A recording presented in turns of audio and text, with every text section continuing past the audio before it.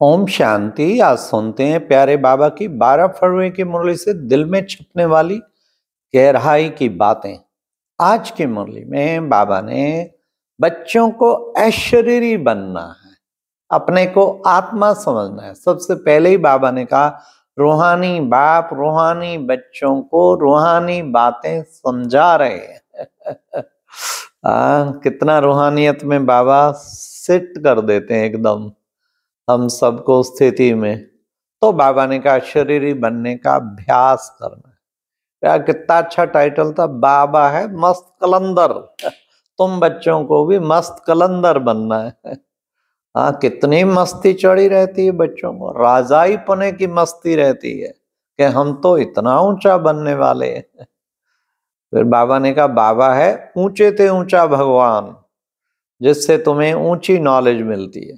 फिर बाबा ने कहा बाबा तो है ज्ञान का सागर और तुम सब हो उससे निकलने वाली ज्ञान नदियां। ज्ञान सागर से ज्ञान नदियों के द्वारा ही विश्व का कल्याण होता है।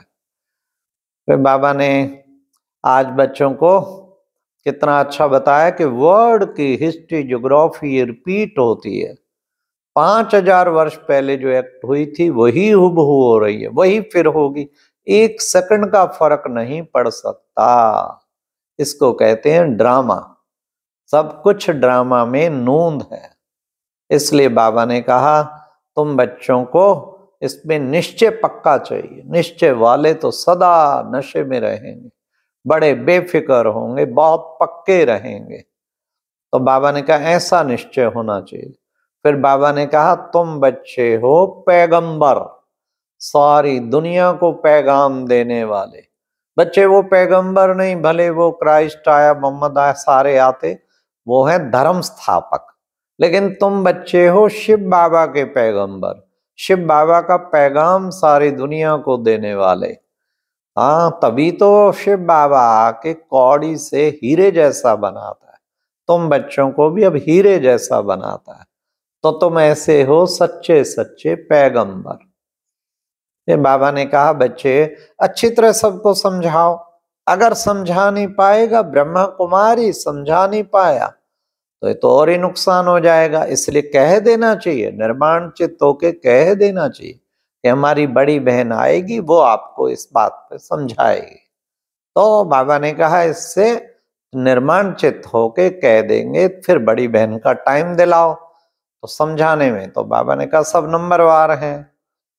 फिर बाबा ने कहा कि बच्चे चलते चलते कई बच्चे, मेरे बच्चे क्या करते, आश्चर्यवत सुनंती कथंती, औरों को सुनवानती और फिर अहो मम्मा आया तेरे द्वारा भागंती हो जाते।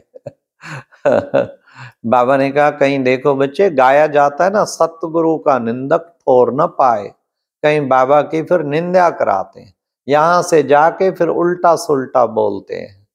फिर कहाँ निंदा, कितना निंदक ठोर कहाँ पाएगा। हाँ, ऐसे कईयों को देखा बेचारों के आए ट्रेटर हो, बाबा ने आज का ट्रेटर बन जाते, ट्रेटर हो के। हमें याद है एक बार दादी के टाइम कोई ऐसे आए, दोनों ट्रेटर हो के दादी के लिए कुछ बोलने लगे। बताओ, तो इतना दुर्गति देखा जो कहा ना ठोर ना पाए, तो क्या ठोर मिलेगी। इतनी पवित्र आत्माओं के लिए इतना कुछ बोला, अपनी कमियां तो देखी नहीं जाती। भगवान कहते तुम अपने को सुधारने आए हो, दूसरों की कमी, महारथियों की भी कहीं कमी देखते हैं। कितना भारी बोझ सिर पे चढ़ जाता है। उनकी तो बेहद पुण्य की कमाई है। बाबा कहते उनको एक्स्ट्रा मार्क्स दे के भी मैं उड़ा ले जाऊंगा, और तुम उनके अवगुण देख के तुम नीचे गिर जाएंगे। इसलिए आज बाबा ने कहा ट्रेटर कभी नहीं बोलना, उल्टा सुल्टा नहीं बोलना, सतगुरु की निंदा कभी नहीं करानी। आज बाबा ने कहा ज्ञान अंजन सतगुरु दिया, अज्ञान अंधेर विनाश। तो देखो बच्चे, मैं आके तुमको ज्ञान अंजन, ये ज्ञान का सुरमा देता हूँ। हाँ, और वो सब फिर अंधेर विनाश, सारा अंधकार विनाश हो जाता है। फिर प्यारे बाबा ने आज कहा कि बच्चे तुम बच्चे हो, कितने ऊंचे थे ऊंचे बाप के ऊंचे बच्चे। ऐसे ऊंचे बच्चे जो ऊंचे ते ऊंचा भगवान, उसको कहते हैं सत्य बाप। वो है सत्य बाप। ऐसे सत्य बाप के बच्चों को भी सत्य बनना चाहिए, सत्य स्वरूप आत्मा बनना चाहिए। तुम हो बाबा के सुदर्शन चक्रधारी।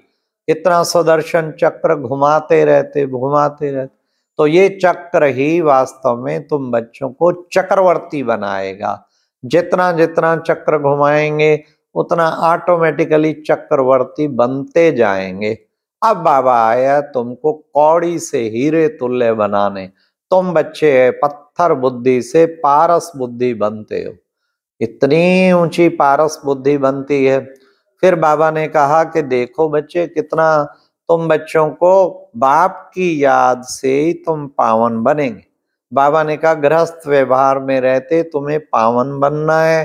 फिर बाबा ने कहा पवित्र बनेंगे तो फिर तुम पवित्र दुनिया में उच्च पद पाएंगे। इसलिए बच्चे बाप की याद के बगैर तो पावन बन ना सके। इसको कहते हैं योग अग्नि। ये है योग अग्नि। जितना योग अग्नि प्रज्वलित होगी बच्चे तुम्हारे विक्रम भस्म होते जाएंगे। बस एक बाप की याद में रह के तुम्हें बाबा की दिल से महिमा करनी है, बाबा के गुणगान गाने, तो योग अग्नि प्रज्वलित हो जाएगी। फिर बाबा ने आज कहा कि बच्चे अब तो तुमको बाबा घर वापस ले जाने के लिए आया है। अब घर चलना, अब समय आ पहुंचा है, तुम बच्चों को बाबा घर वापस ले जाने। फिर बाबा ने कहा बच्चे ये पुरानी दुनिया सब कुछ, ये सब कुछ अब खत्म होने वाला है, इसलिए हमारी अब किसी भी चीज में रुचि रह नहीं गई है। ये मकान, ये वैभव, ये गाड़ियां, ये सब कुछ, सारी दुनिया बाबा ने कहा इसके अपने अंतिम चरण में खड़ी है, तो इसलिए इसका अंत है, सब कुछ खत्म होने वाला है। इसलिए बच्चे इस अंतिम टाइम पे आज बाबा ने कहा तुम्हारी मोह में कहीं भी रग नहीं होनी चाहिए। तुम्हारा सब तरफ से बुद्धि अब हट जानी चाहिए। तुम्हारी बुद्धि तो अब एक शिव बाबा में लगनी चाहिए। फिर बाबा ने कहा कितनी सुंदर दुनिया आगे बाबा तुम्हें विश्व का मालिक बनाने आया, वैकुंठ का मालिक बनाने आया। ऐसी दुनिया के लिए बच्चों को अपने को तैयार करना है। देवताएं कैसे बनते हैं? बाबा ने कहा श्रीमत से। इसलिए कदम कदम से श्रीमत तुम बच्चों को लेनी है। बाबा ने कहा उस राजयोग को सब सीखना चाहते हैं। कौन सा? जिसको वो गीता में लिखा है भगवान ने सिखाया था। अब वही भगवान आके फिर वो राजयोग सिखा रहा है। कितना ऊंचा तुम बच्चों को बना रहा है।